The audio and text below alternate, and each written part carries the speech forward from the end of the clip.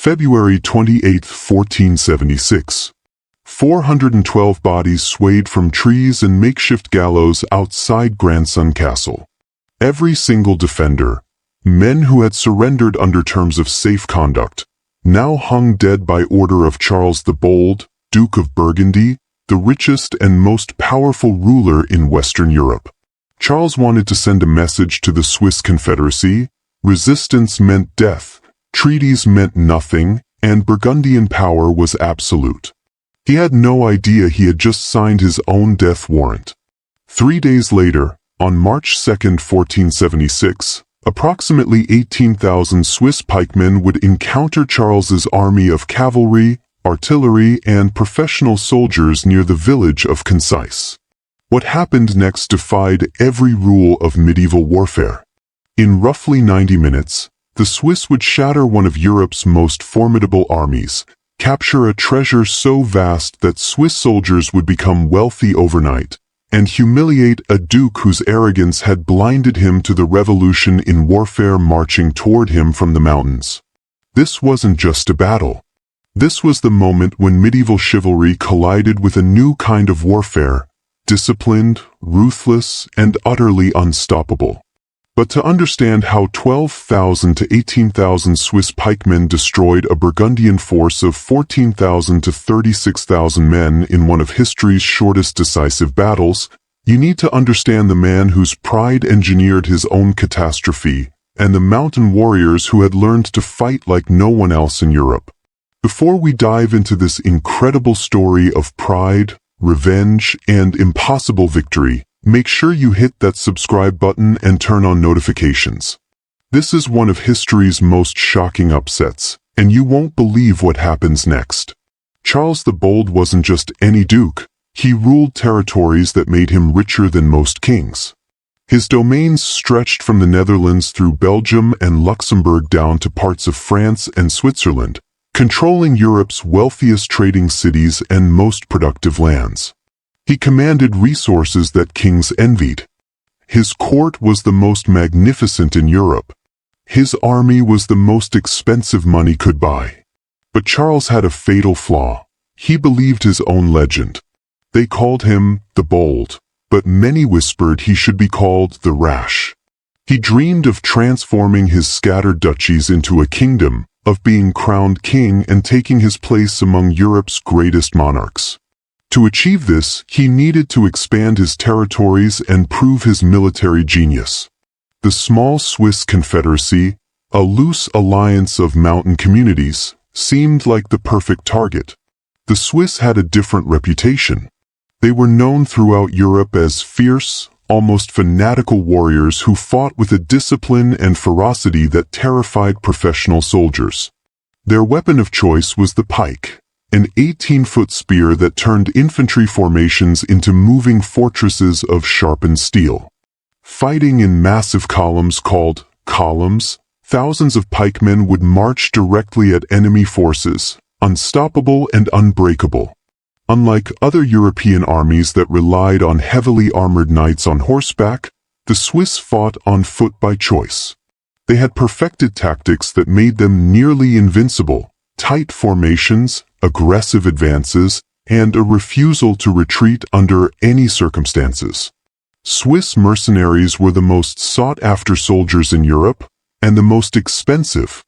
But the Swiss Confederacy itself fought for its own independence, and they fought with a fury that mercenary service never matched. The conflict between Burgundy and the Swiss had been building for years. It began with territorial disputes and alliance politics. In 1474, the Swiss Confederacy allied with Austria and France, both enemies of Burgundy, and declared war on Charles. The Swiss struck first, winning a small victory at the Battle of Héricourt in November 1474. Charles, occupied with other conflicts, couldn't respond immediately. But by early 1476, he had assembled his forces and was ready to crush the Swiss rebellion once and for all. Charles's army was formidable by any standard. He commanded Flemish and French heavy cavalry, armored knights on massive war horses. He had Italian crossbowmen, English longbowmen, and German gunners operating the most advanced artillery in Europe. His troops were professionals, paid mercenaries who fought for gold rather than causes. They numbered somewhere between 14,000 and 36,000 men, depending on which chronicle you believe, but even conservative estimates gave Charles a significant numerical advantage. In February 1476, Charles marched his army through the Jura Mountains into Vaud, targeting territories the Swiss had recently captured. His advance was methodical and overwhelming. Town after town fell to his superior numbers and firepower. On February 21st, he captured Yverdon. Then he turned toward Grandson Castle. Grandson was strategically important, sitting on the shores of Lake Neuchâtel and controlling vital routes through the region. The castle was held by a Swiss garrison of 412 men who had taken it from Burgundian allies the previous year. When Charles's army approached with heavy siege cannons, the garrison's situation became desperate. Charles surrounded the castle and began a systematic bombardment. His artillery pounded the walls for days. The Swiss defenders, cut off and outnumbered, knew they couldn't hold out indefinitely. They watched for relief forces from Bern and the other Swiss cantons, but none appeared. A boat attempted to reach the castle with news that a relief army was coming, but Burgundian cannons prevented it from approaching closely. The men in the boat made gestures trying to communicate that help was on the way, but the defenders misunderstood the signals. Believing they had been abandoned and facing the prospect of being slaughtered when the walls fell, the garrison negotiated surrender terms. Charles the Bold agreed to accept their surrender. Medieval warfare operated under codes of conduct. Garrisons that surrendered properly were typically allowed to leave with their weapons and honor intact, or at worst were held for ransom. The Swiss garrison at Grandson surrendered on February 28th, expecting to be treated according to these conventions. Instead, Charles ordered every single defender executed. All 412 men were hanged from trees, drowned in the lake, or killed in other brutal ways. It was a calculated act of terror designed to break Swiss will to resist. Charles wanted every Swiss soldier to know that surrender offered no safety, that mercy was a fantasy, and that continued resistance would end only in death. The execution of the Grandson garrison violated every code of medieval military honor. It was a war crime by the standards of the time, an act that shocked even Charles's own advisors. But the Duke of Burgundy believed fear would bring the Swiss to their knees. He had catastrophically miscalculated. Instead of breaking Swiss resistance, the massacre united the Confederacy as never before. Every canton mobilized troops. Soldiers who might have stayed home rushed to join the army. The message spread through the mountains. Charles the Bold had murdered 412 Swiss who surrendered honorably. There would be no quarter, no mercy, no negotiation. Only vengeance. The Swiss assembled their forces northeast of Grandson with remarkable speed. They came from Bern, Lucerne, Uri, and the other mountain cantons. They were mostly pikemen and halberdiers, men carrying 18-foot pikes or brutal combination axe spears called halberds.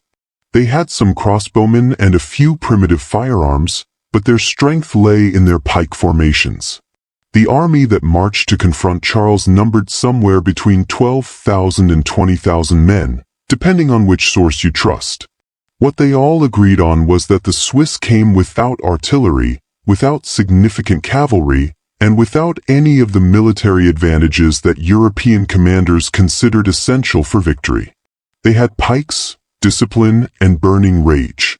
Charles the Bold, fresh from his easy conquest of Grandson Castle, prepared to meet them on ground of his choosing. He positioned his forces near Concise, with Lake Neuchâtel protecting one flank and his heavy artillery positioned to cut down any attacking force. His cavalry was ready to exploit any weakness in Swiss formations. His crossbowmen and longbowmen could rain death from a distance. Every military advantage was his. On the morning of March 2, 1476, Swiss scouts encountered Burgundian forces near the forest edge. The battle that would decide the fate of both nations was about to begin. And Charles the Bold, who had hanged 412 Swiss soldiers to inspire fear, was about to learn why Europe called the Swiss mountain devils, who never, ever retreated. The Swiss advanced in their typical fashion, 3 massive columns marching in echelon formation, moving directly toward the enemy without deploying into traditional battle lines. To European commanders trained in conventional warfare, this looked insane. Dense blocks of infantry marching across open ground toward cavalry and artillery. But the Swiss had perfected this tactic over decades of mountain warfare, and they knew something Charles didn't. Their pike columns could absorb punishment that would shatter ordinary formations. The vanguard of the Swiss army, the first column, emerged from the forest near Concise on the morning of March 2nd. Burgundian scouts immediately reported their approach to Charles. The Duke had positioned his forces brilliantly from a tactical standpoint. His artillery commanded the approaches, his cavalry was ready to charge, and he had numerical superiority. He sent forward his cavalry to engage the Swiss vanguard. The Burgundian horsemen thundered toward the Swiss column, expecting the infantry to break as foot soldiers usually did when faced with charging cavalry.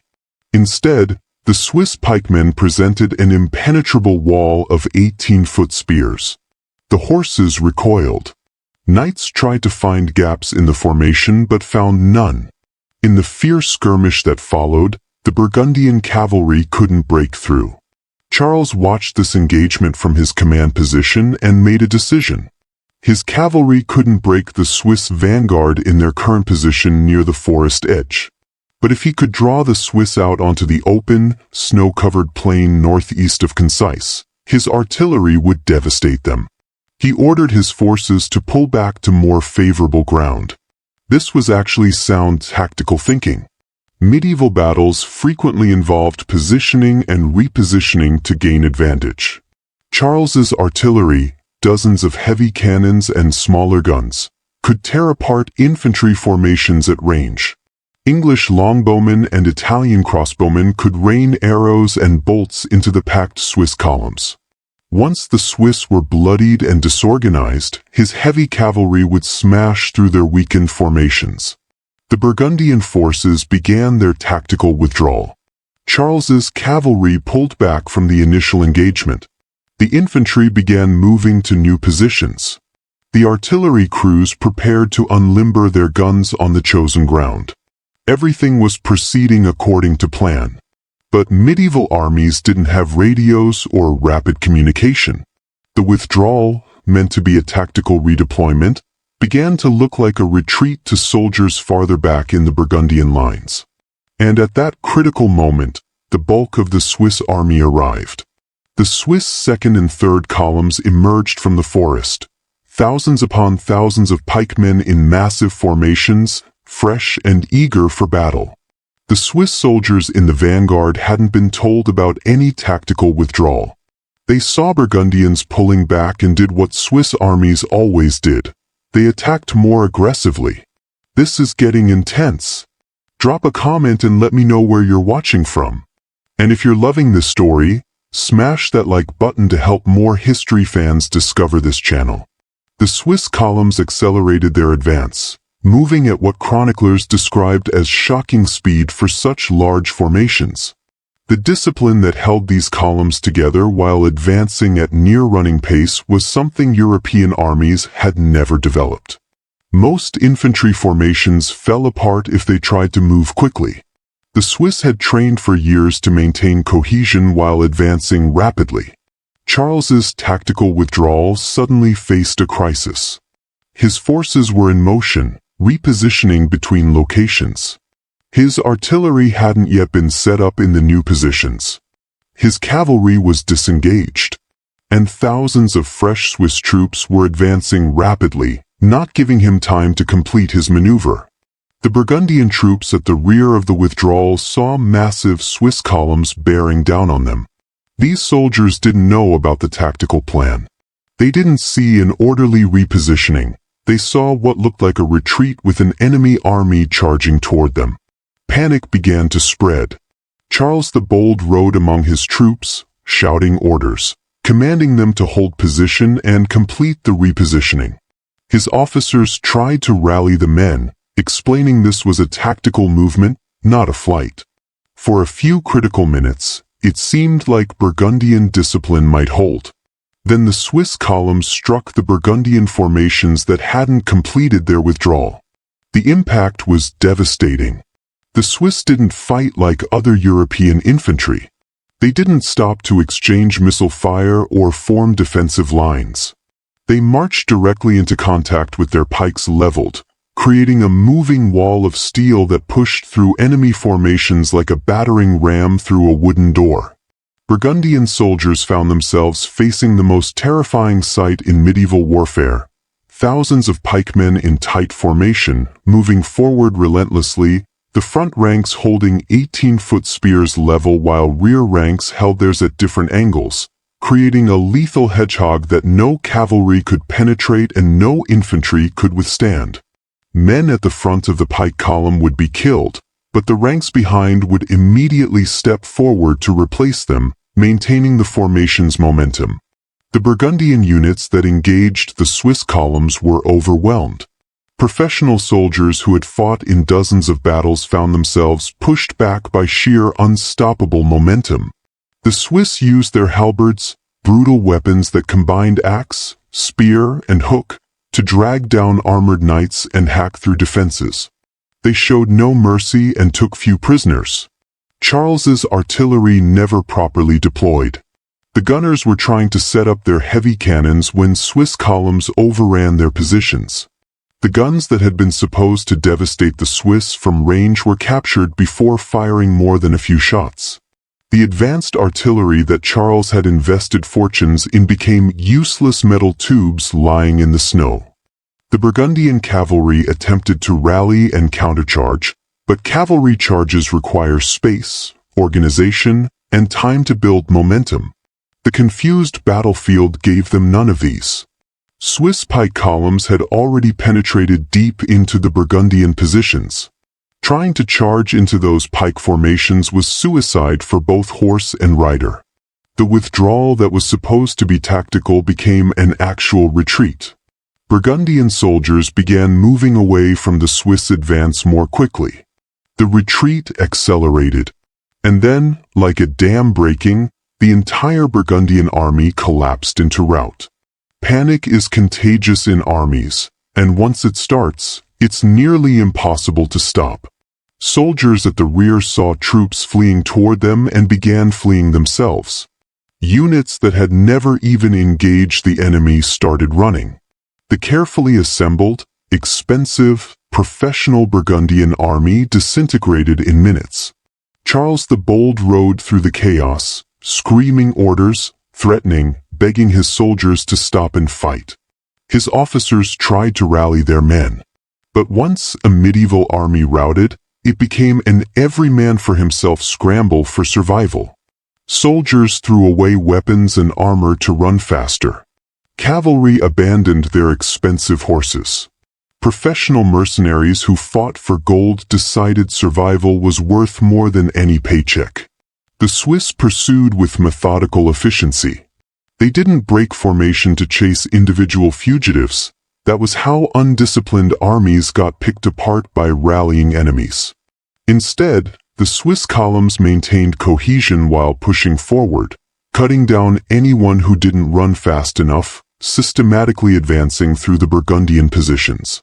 The route led directly to the Burgundian camp, Charles's magnificent military camp with all his supplies, treasury, and personal possessions. Burgundian soldiers fleeing through their own camp created chaos. Some tried to grab valuables before fleeing. Others just ran. The Swiss columns arrived at the camp and found it essentially undefended. What the Swiss discovered in that camp would make them legends. Charles the Bold had brought his personal treasure with him, not just military supplies but the wealth of the richest duke in Europe. There were tents filled with gold and silver coins. There were tapestries worth kingdoms. There were jewels and artwork and fine weapons. There was Charles's personal baggage, including items of staggering value.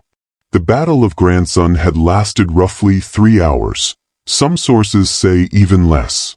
Casualties were surprisingly light on both sides, perhaps 300 to 400 men each, because the battle had been decided by panic rather than prolonged combat.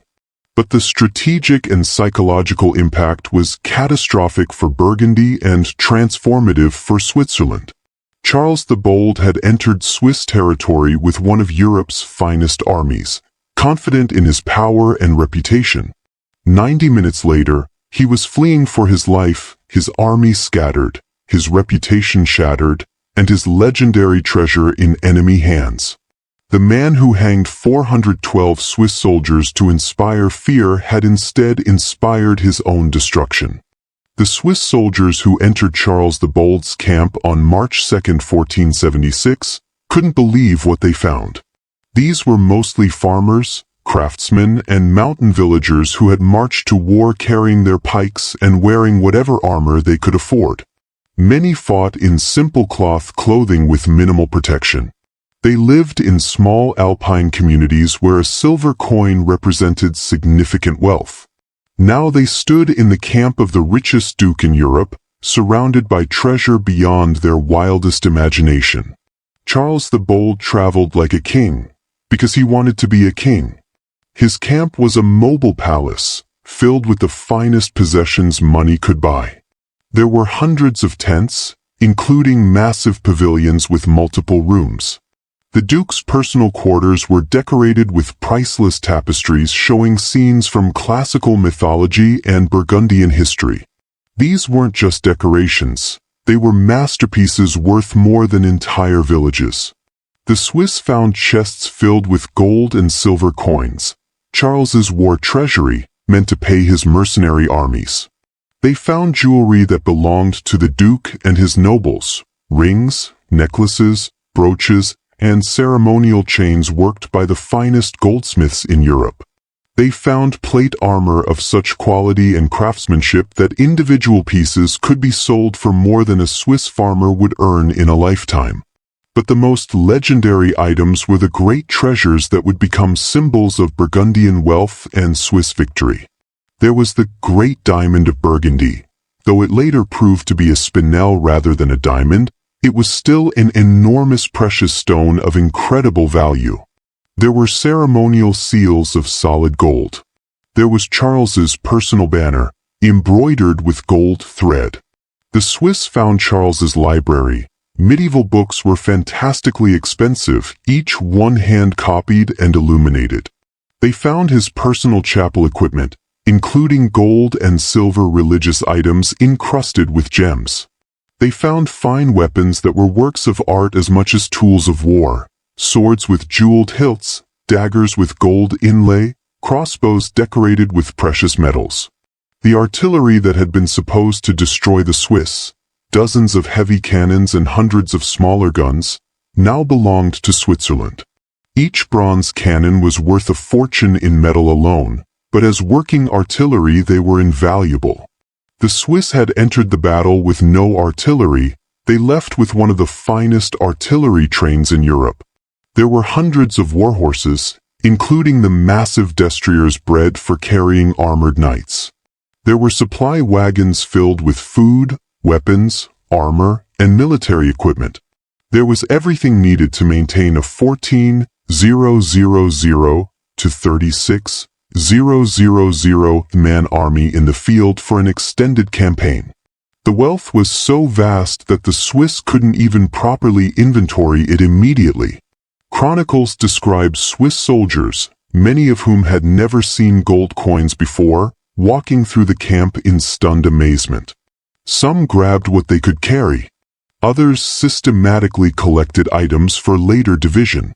The discipline that had held Swiss formations together in battle initially held during the looting, but with so much wealth available, individual soldiers couldn't help but claim prizes. The Burgundian booty, as it became known, transformed Switzerland. Individual soldiers became wealthy overnight. Ordinary pikemen who had fought for modest pay suddenly possessed gold chains, fine weapons, and valuable artwork. When they returned home, they brought wealth that enriched entire communities. The cantons themselves gained enormously. The artillery captured at Grandson gave Switzerland military capabilities they had never possessed. The gold and silver refilled treasuries and funded future wars. The symbolic value was incalculable. Switzerland had defeated the richest duke in Europe and captured his legendary wealth. It was a David versus Goliath story made even more dramatic by the material proof of victory. For Charles the Bold, the disaster was complete. He had lost his army, his reputation, and his treasure in a single afternoon. The military defeat was bad enough. His professional soldiers had been routed by Swiss peasant infantry in 90 minutes. But losing the Burgundian treasury was catastrophic. Those gold and silver coins were supposed to pay his armies. Without them, he couldn't hire new mercenaries. Without artillery, he couldn't besiege fortifications. Without his banner and seals, his authority was symbolically diminished. The psychological impact on Charles was profound. He had entered Switzerland believing he would crush the Swiss rebellion and expand his territories toward creating a kingdom. Instead, he had been humiliated by infantry who fought on foot by choice, who had no artillery until they captured his, and who had defeated his cavalry without even having significant cavalry of their own. But Charles the Bold wasn't ready to accept defeat. The man called the Rash by his critics lived up to his reputation. Rather than retreating to rebuild slowly and carefully, he immediately began assembling a new army. He borrowed money, called in favors, and scraped together whatever forces he could find. Within months, he was ready to invade Switzerland again. The Swiss, meanwhile, were preparing for exactly this.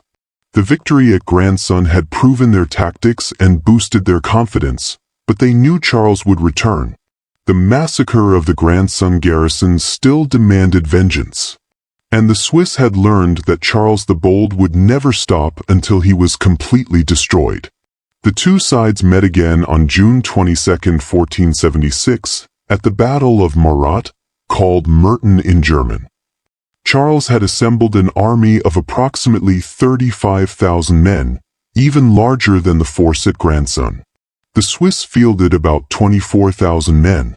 Once again, Charles had numerical superiority. Once again, he had cavalry and artillery advantages. The Battle of Murat was bloodier than Grandson. This time, there was no quick rout. The fighting was fierce and lasted several hours. But the result was even more devastating for Burgundy. The Swiss didn't just defeat Charles's army, they annihilated it. Chronicles claim 8,000 Burgundians died compared to only 500 Swiss, though these numbers may be exaggerated. What isn't disputed is that Charles's second army was completely destroyed. The bones of the dead at Murat were so numerous that they were collected and placed in an ossuary that still stands today, a grim monument to Switzerland's victory and Charles's obsession. The Duke had now lost 2 armies in 4 months trying to defeat the Swiss. Charles the Bold still wasn't finished. His dream of creating a kingdom had become an obsession that overrode reason. In January 1477, he invaded Lorraine with yet another army. This time, his enemies were waiting. At the Battle of Nancy on January 5, 1477, Charles's forces were defeated for the 3rd time. Unlike the previous battles, this one killed the Duke himself. Charles's body was found days later, frozen in a pond, partially eaten by wolves. The richest duke in Europe, the man who had dreamed of becoming a king, died alone in the cold with his skull split by a halberd, possibly Swiss, possibly Lorraine, but definitely wielded by the kind of common infantry he had believed could never stand against noble cavalry. The death of Charles the Bold effectively ended Burgundy as an independent power. His territories were divided between France and the Habsburgs. The unified duchy he had tried to transform into a kingdom was carved apart by his neighbors. The Burgundian states ceased to exist. For Switzerland, the victories at Grandson and Morat had opposite effects. The Confederacy's reputation skyrocketed. Swiss pikemen became the most feared infantry in Europe and the most sought-after mercenaries. For the next 3 centuries, Swiss soldiers would serve in armies across Europe, and Swiss Guard would become synonymous with elite military service. But the wealth captured at Grandson also created problems. The cantons argued over how to divide the Burgundian booty. Some soldiers had grabbed treasure for themselves. Others demanded collective distribution. The disputes grew so heated they nearly tore the Confederacy apart. Eventually, much of the booty was sold or divided, but the arguments over Burgundian treasure contributed to tensions that would last generations. The Battle of Grandson entered Swiss national mythology as one of the defining moments of Confederacy history. Along with Murat and Nancy, it proved that Swiss tactics and Swiss determination could defeat any enemy, no matter how rich or powerful.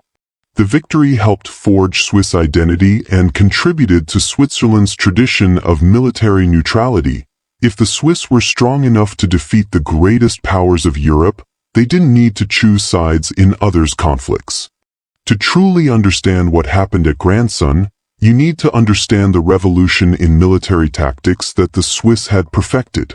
For centuries, European warfare had been dominated by heavy cavalry, armored knights on war horses who represented the pinnacle of military power. Infantry existed mainly to support cavalry or to hold positions during sieges. The idea that foot soldiers could decisively defeat mounted knights in open battle was considered almost impossible. The Swiss proved everyone wrong, and they did it by developing tactics that were revolutionary for their time. The key to Swiss success was the pike, an 18-foot wooden shaft with a steel spike on the end. The pike wasn't a new weapon. What was new was how the Swiss used it. They formed massive columns of pikemen, thousands strong, packed so tightly together that the formation became almost impenetrable. In a Swiss pike column, the front ranks would level their pikes horizontally, creating a wall of spear points that horses couldn't penetrate. The ranks behind would hold their pikes at progressively steeper angles, creating a layered defense that protected against attacks from above and prevented enemies from reaching the soldiers themselves. The entire formation could advance while maintaining this defensive posture. But the truly revolutionary aspect of Swiss tactics was their willingness, even eagerness, to attack. Most pike formations in medieval warfare were defensive. Soldiers would form up, present their spikes, and hold position. The Swiss did the opposite. They marched directly at enemy forces, moving at remarkable speed for such large formations, using the pike column as both shield and battering ram. This aggressive use of pike columns required extraordinary discipline and training. If the formation broke apart, the individual soldiers became vulnerable. Cavalry could ride between gaps, archers could pick off isolated soldiers, and the defensive advantages of the pike wall would evaporate.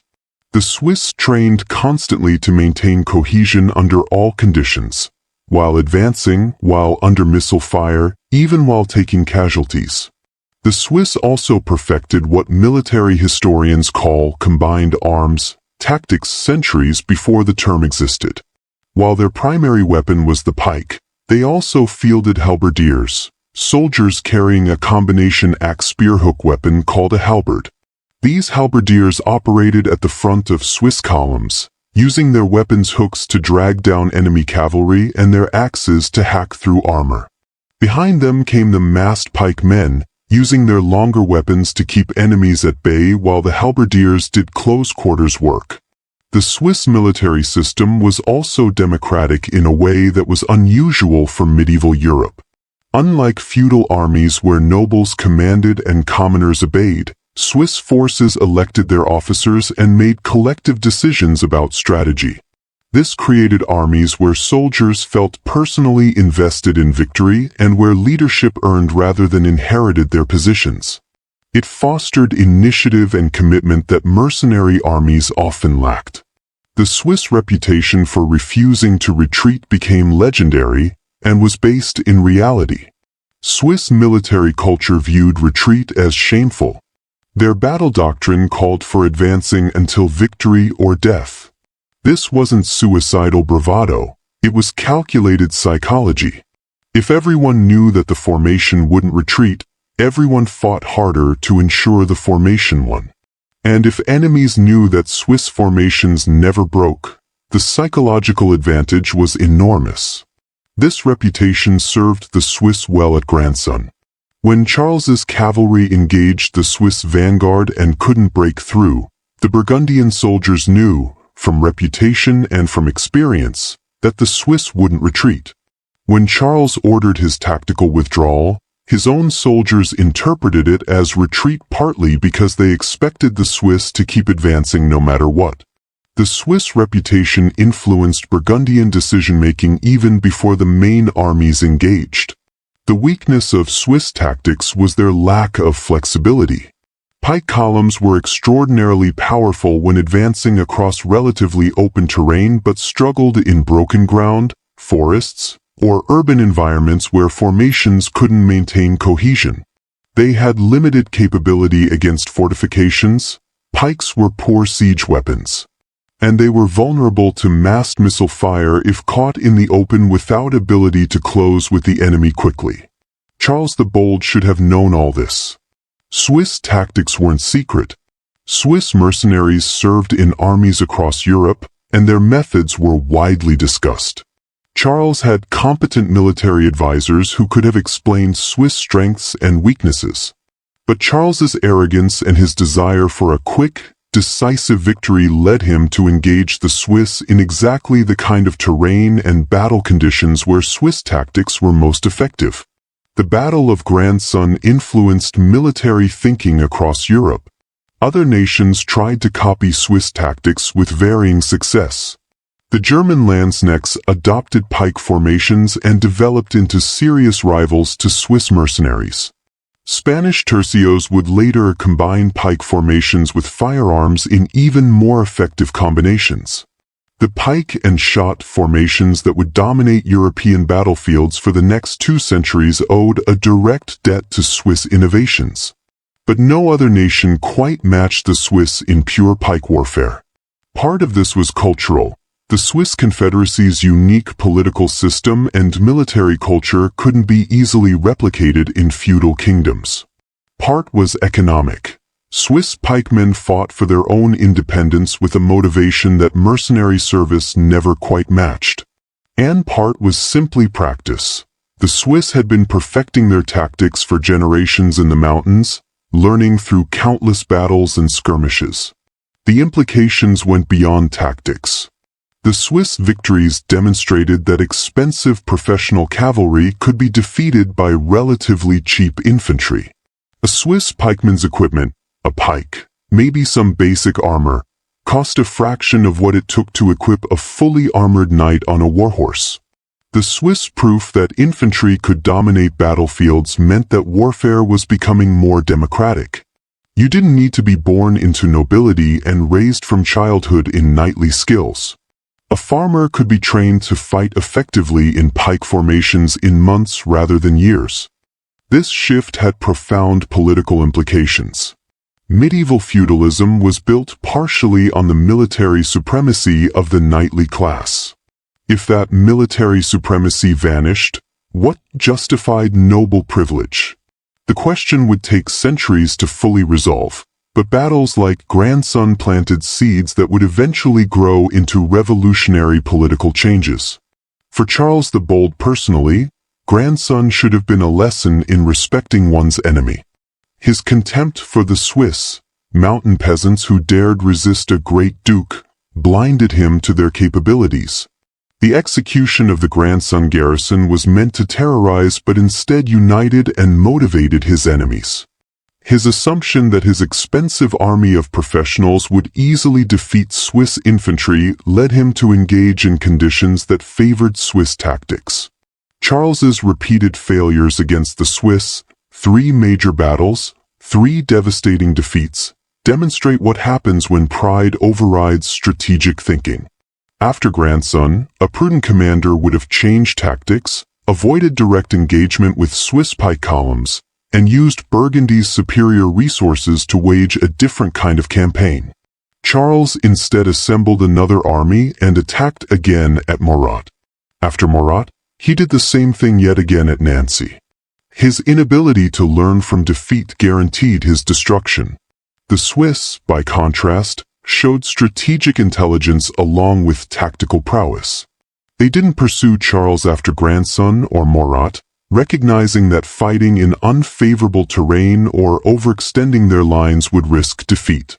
They consolidated their gains, strengthened their positions, and forced Charles to come to them. They fought battles on their terms, in conditions that maximized their advantages. The Battle of Grandson marked a turning point not just in Swiss history but in European military history. The victory established Switzerland as a major European power, not through conquest or royal marriage but through pure military effectiveness. A loose confederation of Alpine communities had defeated the richest duke in Europe, and the implications rippled across the continent for centuries. Immediately after Grandson, every European power reassessed their opinion of Switzerland. The Confederacy had been viewed as a minor player in continental politics, useful perhaps as a source of mercenaries but not as a power in its own right. Grandson changed that perception overnight. Suddenly, Switzerland was a nation that kings and emperors had to take seriously. The same powers that had once dismissed the Swiss now sought alliances with them or at least avoided antagonizing them. The demand for Swiss mercenaries exploded. Kings and princes across Europe wanted the soldiers who had humiliated Charles the Bold in their armies. Swiss pike men commanded premium pay and served in French, imperial, papal, and other armies throughout the following centuries. The Vatican's Swiss Guard, which still protects the Pope today, was established in 1506 as a direct result of Switzerland's military reputation. This mercenary service enriched Switzerland but also created moral and political tensions. Swiss soldiers were now fighting each other in foreign wars. Pike men from one canton might face pike men from another canton on battlefields far from home, both fighting for foreign gold. The most infamous example came at the Battle of Marignano in 1515, where Swiss mercenaries in French and imperial service fought each other with terrible casualties on both sides. The experience at Marignano sobered Switzerland and contributed to the policy of armed neutrality that would define Swiss foreign policy for the next 5 centuries. Switzerland would maintain a powerful military. The memory of Grandson, Morat, and Nancy proved that Swiss soldiers could defeat anyone, but would avoid foreign entanglements. Switzerland would defend its own territory fiercely but would not seek conquest or involve itself in others' wars. The Burgundian booty had lasting effects on Swiss culture and politics. The wealth captured at Grandson enriched the Confederacy but also highlighted disparities between cantons and between soldiers who had captured treasure versus those who hadn't. The disputes over dividing the booty nearly tore the Confederacy apart in the years following the battle. The experience taught the Swiss that external threats unified them but internal disagreements over wealth could divide them. Many of the treasures captured at Grandson still exist today. Museums in Switzerland and across Europe hold items from the Burgundian booty: tapestries, jewels, weapons, and artwork. The Great Diamond of Burgundy, actually a spinel, passed through various hands and eventually became part of European royal collections. These physical objects serve as tangible connections to the battle. You can visit a museum and see the actual treasures that Swiss soldiers took from Charles the Bold's camp 549 years ago. Charles the Bold's defeat and death had enormous consequences for European politics. The unified Burgundian state he had ruled was divided between France and the Habsburg Empire. France seized the Duchy of Burgundy and other western territories. The Habsburgs gained the Netherlands, Belgium, Luxembourg, and other northern territories through Charles's daughter Mary, who married Maximilian of Austria. This Habsburg inheritance of Burgundian territories would shape European politics for centuries, eventually contributing to Spanish Habsburg power and the long rivalry between Habsburg and French monarchies. In Switzerland itself, grandson became part of the founding mythology of national identity. Along with earlier victories like Morgarten, 1315, and later triumphs like Morat, grandson was proof that Swiss courage and Swiss tactics could defeat any enemy. The battle became a symbol of Swiss independence and military prowess, celebrated in songs, stories, and histories.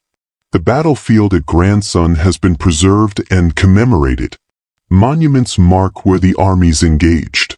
The castle that Charles besieged still stands, a reminder of the 412 defenders whose execution triggered the Swiss response.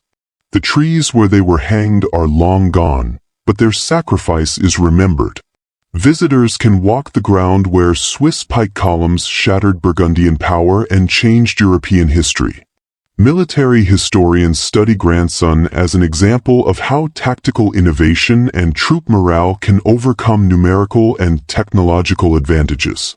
Charles had more soldiers, better artillery, professional cavalry, and every material advantage. The Swiss had discipline, effective tactics, high motivation, and the advantages of terrain and surprise. The battle demonstrates that wars are won by people and ideas as much as by resources and equipment. The battle also offers lessons about leadership and decision-making. Charles the Bold's execution of the Grandson garrison was a strategic blunder that united and motivated his enemy. His contempt for Swiss military capabilities led him to engage in conditions that favored Swiss tactics. His tactical withdrawal at the critical moment created confusion in his own army. His inability to maintain control once the rout began doomed his forces. A more careful, prudent commander might have achieved different results with the same forces. The Swiss leadership, by contrast, showed intelligence and effectiveness. They mobilized quickly in response to the garrison's execution.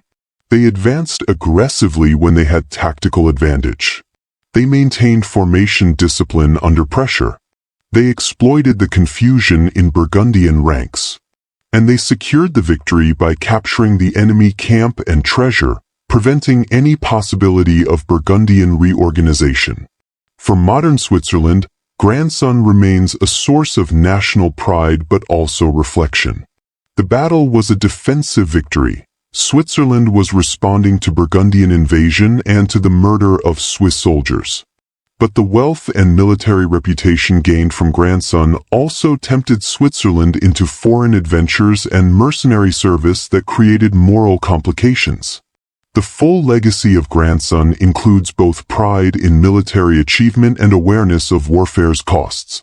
The battle's 550th anniversary in 2026 will undoubtedly bring renewed attention to Grandson's significance. Historians will continue debating exact numbers, specific tactical details, and interpretations of motivations. But certain facts remain undisputed. On March 2, 1476, approximately 18,000 Swiss pikemen encountered a larger Burgundian force and defeated it decisively in roughly 90 minutes, capturing a treasure that enriched Switzerland and establishing Swiss military reputation across Europe. EBSCO+1.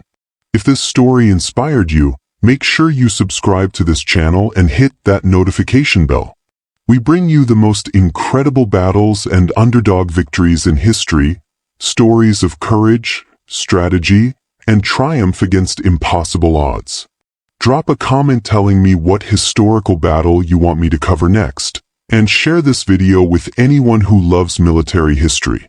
Remember, the Battle of Grandson proved that discipline beats arrogance, motivation beats mercenaries, and good tactics beat superior numbers. Your circumstances don't determine your destiny, your determination and preparation do. Thanks for watching, and I'll see you in the next story.